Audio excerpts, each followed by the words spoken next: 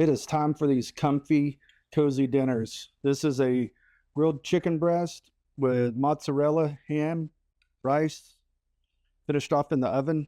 Chicken is nice and tender from braising it in the oven. Rice grabs that gravy. Asparagus is perfect. Good stuff.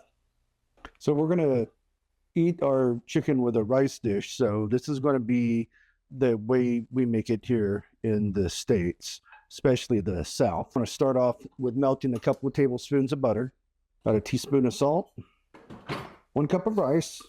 I'm going to saute this rice a little bit. I'm not trying to cook it, but I do want it ever so slightly toasted.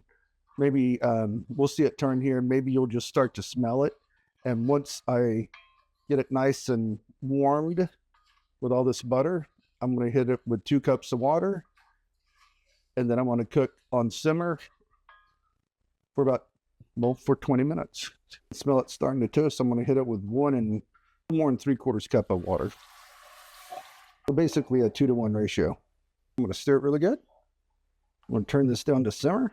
I got a little flour, a little Italian seasoning, a little garlic, some salt.